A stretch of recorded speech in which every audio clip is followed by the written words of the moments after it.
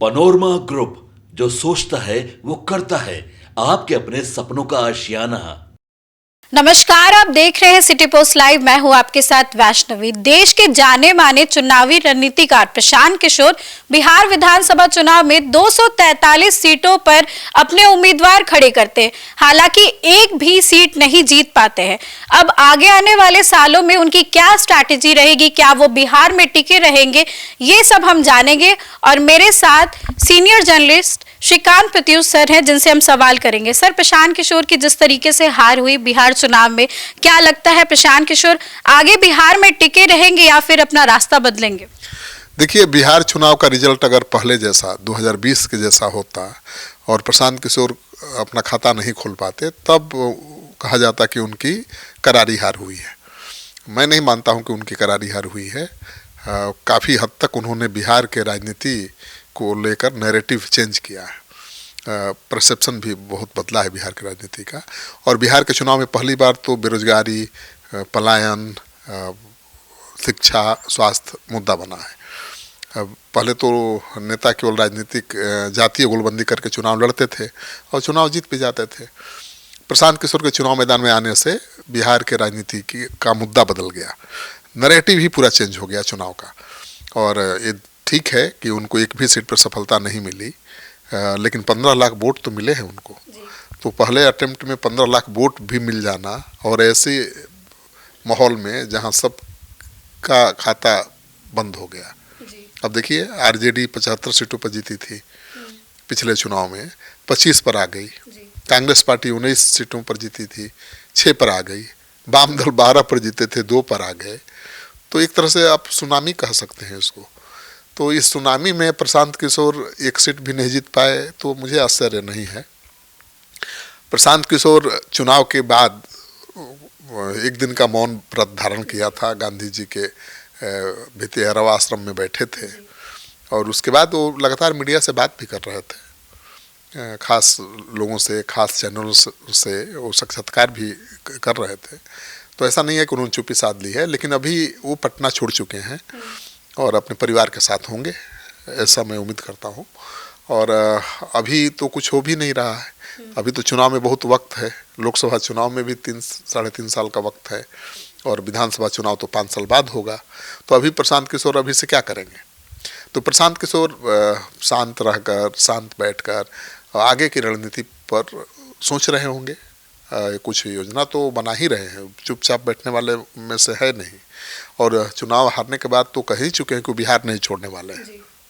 Sir, Prashant Kishor का ये भी कहना है कि जैसे 10-10 हजार रुपए दिए गए, हम 1-1 लाख रुपए, 2-2 लाख रुपए देंगे महिलाओं को, जाके कनेक्ट करेंगे। अब देखिए, अब 10,000 रुपया देकर ही नीतीश कुमार ने चुनाव जीत लिया, ऐसा नैरेटिव सेट करने की कोशिश की जा रही है। हालांकि काफ़ी हद तक सच भी है कि महिलाओं के लिए जो नीतीश कुमार ने ऐलान किए उसका असर हुआ, और पहली बार केवल ऐलान करते तो शायद कोई फ़ायदा नहीं होता। लेकिन नीतीश कुमार जब से सत्ता में आए हैं, महिलाओं के लिए काम करते रहे हैं, ये तो सच है। महिलाओं को स्थानीय निकाय के चुनाव में आरक्षण किसने दिया? नीतीश कुमार ने। महिलाओं को सरकारी नौकरी में, पुलिस में आरक्षण किसने दिया? नीतीश कुमार ने। बच्चियों को स्कूल ड्रेस और साइकिल किसने दी? नीतीश कुमार ने। बच्चियों के पढ़ाई के लिए वजीफे का ऐलान किसने, शुरुआत किसने की? नीतीश कुमार ने। तो नीतीश कुमार ने महिलाओं के लिए बहुत कुछ शुरू से किया है, और महिला काफ़ी मजबूती के साथ उनके साथ खड़ी हैं। इस बार उन्हीं महिलाओं को तोड़ने के लिए तेजस्वी यादव ने भी जी तोड़ कोशिश की, प्रशांत किशोर ने भी की। हाँ, माई बहन योजना उसी लिए तो तेजस्वी यादव ने ऐलान किया था। लेकिन नीतीश कुमार चूंकि पहले से महिलाओं के लिए काम कर रहे थे, पहले से महिलाएं उनसे जुड़ी हुई थी, इसलिए उन पर ज़्यादा भरोसा किया, तेजस्वी पर नहीं किया, प्रशांत किशोर पर नहीं किया। और लड़ाई यहाँ प्रशांत किशोर से थी नहीं, आखिरी लड़ाई हो गई थी तेजस्वी यादव और एनडीए के बीच, महागठबंधन और एनडीए के बीच। और महागठबंधन की तरफ से चेहरा कौन थे? तेजस्वी यादव। एनडीए के चेहरा कौन थे? नीतीश कुमार। तो नीतीश कुमार का मुकाबला तेजस्वी यादव कैसे कर सकते हैं? सर एक और सवाल रहेगा, प्रशांत किशोर को लोग बहुत पसंद तो करते हैं, लेकिन कहा जाता है कि शायद वो लोगों से उतना कनेक्ट नहीं कर पाते या लोग उनकी बात को उतना समझ नहीं पाते हैं, ऐसा कुछ है? नहीं, प्रशांत किशोर तो जाने माने चुनावी रणनीतिकार हैं। तो देखिए, चुनाव के लिए स्ट्रेटेजी बनाना और चुनाव लड़ना दोनों में बहुत फर्क है। आप किसी कंपनी को, किसी कैंपेन को आप स्ट्रेटजी बना के आगे ले जा सकते हैं, उसको सफल बना सकते हैं, लेकिन राजनीति में अगर कुछ रिजल्ट लाना है, आपको अच्छा करना है, तो उसके लिए परसेप्शन बहुत मायने रखता है। प्रशांत किशोर शायद वो परसेप्शन क्रिएट नहीं कर पाए जो चुनाव जीतने के लिए ज़रूरी है। वो चुनाव में जाते थे, अपनी हर सभा में एक ही बात बोलते थे, वो हर सभा में एक ही बात, कभी मैंने उनको नई बात कहते हुए नहीं सुना। और एक ही बात वो कहते थे कि हम वोट मांगने नहीं आए हैं, वोट जिसको देना है जाकर दे देना, लेकिन अपने बच्चों के भविष्य को ध्यान में रखते हुए वोट देना। सर तो इस बात का भी थोड़ा नेगेटिव असर पड़ा। बिल्कुल, वोट किसको देना है ये फैसला नेता कभी जनता पर नहीं छोड़ता है।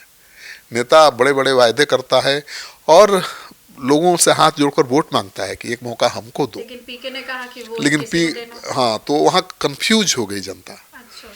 और उसको जब प्रशांत किशोर कमजोर मैदान में दिखाई दिए तो, और मजबूती के साथ तेजस्वी यादव सामने दिखाई देने लगे, तो जनता को चुनने का था किस में, दो में से केवल एक, या तो तेजस्वी को चुने या नीतीश कुमार को चुने। तो जनता ने नीतीश को चुन लिया, तेजस्वी पर भरोसा नहीं किया। लेकिन प्रशांत किशोर की दूसरी गलती ये थी कि उन्होंने शराबबंदी को बड़ा मुद्दा बना दिया, कहा कि हमारी सरकार आएगी तो तुरंत शराबबंदी खत्म कर देंगे।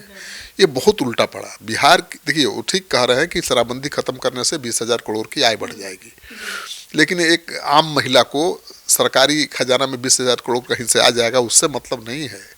एक आम महिला को अपनी सुरक्षा से ज़्यादा मतलब है।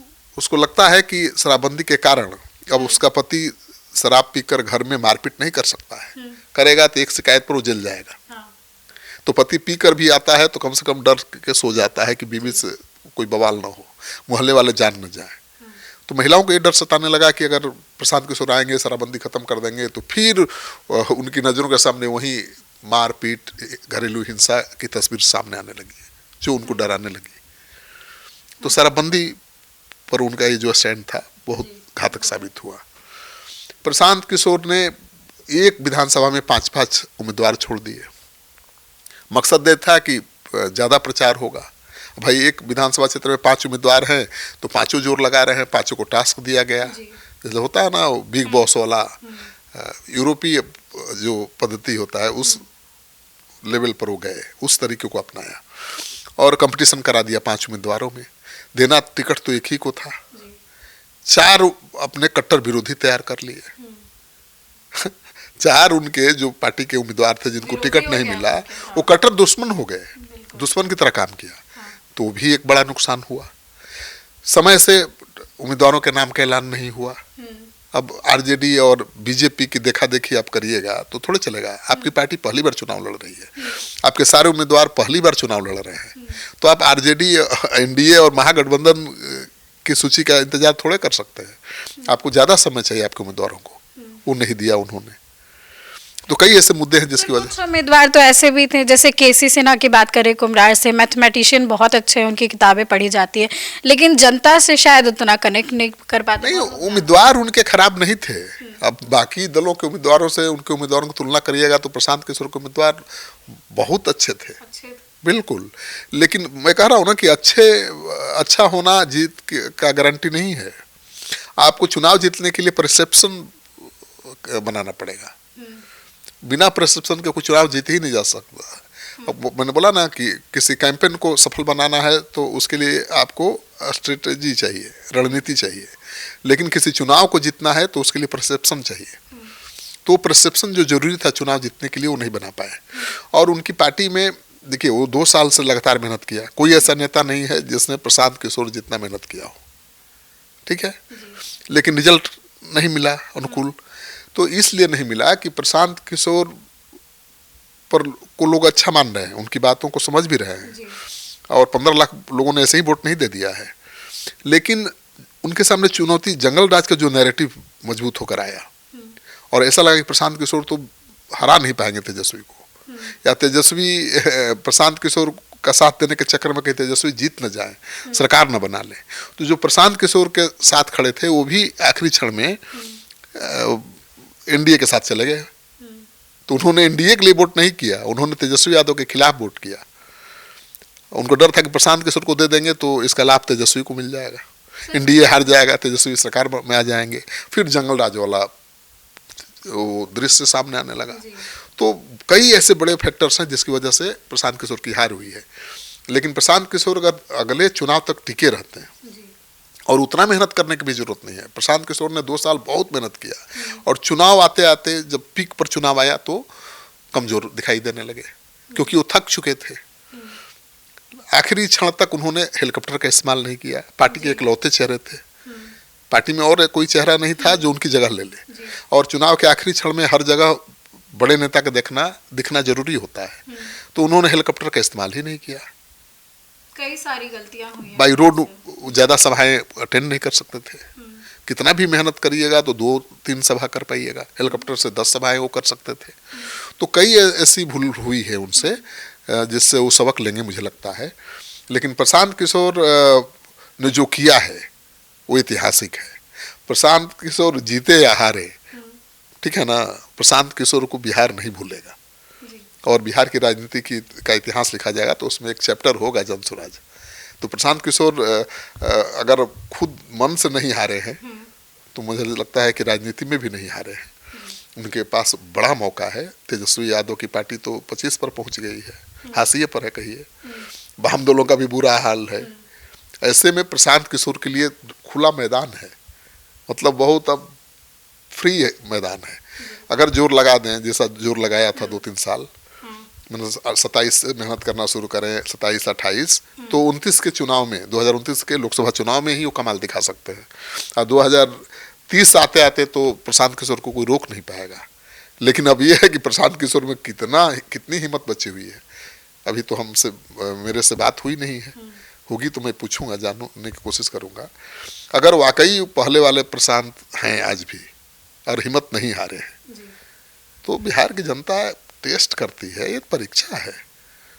और इस परीक्षा में प्रशांत किशोर फेल नहीं हुए हैं, 0 नहीं लाए हैं। सीट भले 0 है, 15 लाख उनके हार्डकोर कैडर है जिन्होंने तेजस्वी के सरकार में आ जाने का परवाह नहीं किया, जिन्होंने एनडीए के खिलाफ वोट किया और प्रशांत किशोर को वोट दिया।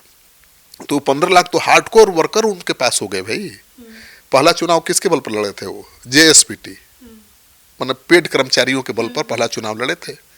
उन्होंने ही उम्मीदवार तय किया था, उन्होंने ही सारी प्लानिंग की थी चुनाव की। अब उनके पास जो 15 लाख वोटर्स हैं जिन्होंने वोट किया है इस विपरीत परिस्थितियों में जनस्वराज के लिए, वो कैडर तैयार है। केवल उसको ट्रेनिंग दे करके उसको फील्ड में उतारने की जरूरत है। तो प्रशांत किशोर के पास अब 0 नहीं है भाई, 15 लाख हार्डकोर सपोर्टर हैं जो उनकी पार्टी को बढ़ाने में अहम भूमिका निभा सकते हैं। तो वो खाली हाथ थोड़े गए हैं बिहार से, बहुत कुछ लेकर आए उनके पास। धन्यवाद सर। देखिए, कहा जाता है कि मन के हारे हारे और मन के जीते जीते। प्रशांत किशोर की बात करें तो बहुत मेहनत की उन्होंने, और सर ने जैसा बताया है कि प्रशांत किशोर ने इतिहास रचा है। भले ही सीट्स 0 हो, लेकिन उनके पास पूरा मैदान है। अगर आगे आने वाले साल में बहुत मेहनत करते हैं तो बिहार में बदलाव जरूर देखने को मिलेगा। फिलहाल इस खबर में बस इतना ही। इस डिबेट को लेकर के आपकी क्या राय है, कमेंट सेक्शन में जरूर शेयर करें और आगे की अपडेट्स के लिए देखते रहें सिटी पोस्ट लाइव।